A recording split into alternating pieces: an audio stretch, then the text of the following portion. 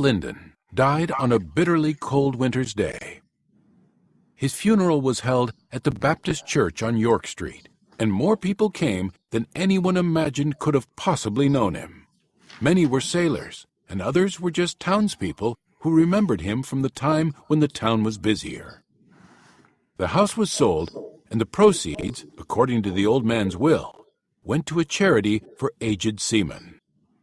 A dealer from Westport made an offer for the books.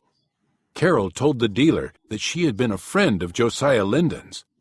"I would love to buy one of his books as a keepsake," she said.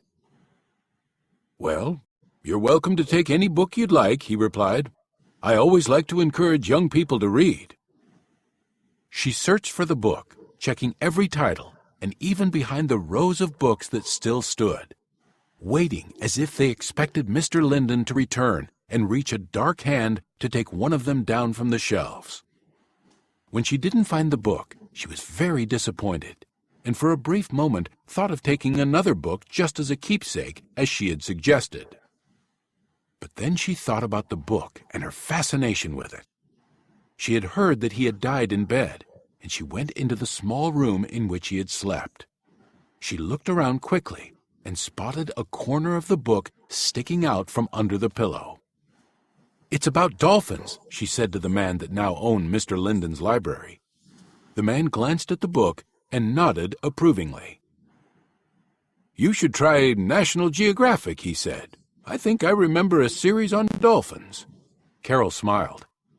At home, she put the book under her own pillow and waited until that night before turning to the page 201, the bookmark still in place. The late evening sun, spreading across the bay and behind the island, lay before him. Esteban had already turned and saw that the shore he had left, his shoes, and the sandwich he had brought to the water's edge were too far away for him to reach. The dolphin sensed it as well, and the two of them swam. Esteban with some difficulty as his arms tired, the dolphin with ease through the dark waters, toward whatever was on the island. Esteban had heard stories about treasures being buried there, about exotic birds, wildflowers, and even the graves of hermits who had lived there. He didn't know for sure, but he did know that he would reach the island after so many times trying. And even if no one believed him, he would know that the dolphin would have seen him, and that maybe, just maybe, all the dolphins in the ocean would know as well. In the morning, if all went well, he would try to return to the shore from which he started. In the waning light, he could still see the shadow of the dolphin as it swam ahead. Would it be there in the morning to help him back?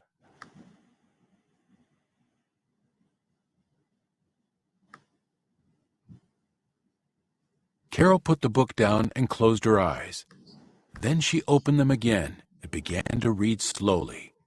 The story went on about how the boy awoke in the morning, cold and alone and hungry, and how he had seen not one but two dolphins in the bay, but neither was very close to where he stood on the island's edge. Carol wanted Esteban to be safe and to make it back to the shore. She wanted the dolphins to help him, but she wasn't at all sure they would. Mysteries were about finding out how they ended, not new and more difficult mysteries that kept going on and on. She looked at the book and then threw it down on her bed, telling herself that she would never pick it up again. Now she knew why Mr. Linden read the same book every day. He had warned her about the book. Now it was too late. She lay quietly in the darkness of her room. Now and again her hand would reach out from under the covers toward the light by the side of her bed. "Don't open the book again," she pleaded with herself. "Please." From the far side of the bay, the town had grown dark. Occasionally, a truck made its way along the winding road, or the reflection from the lighthouse through the fog could be seen. Other than that, all was dark, the occasional flicker of a small bedroom light hardly noticeable.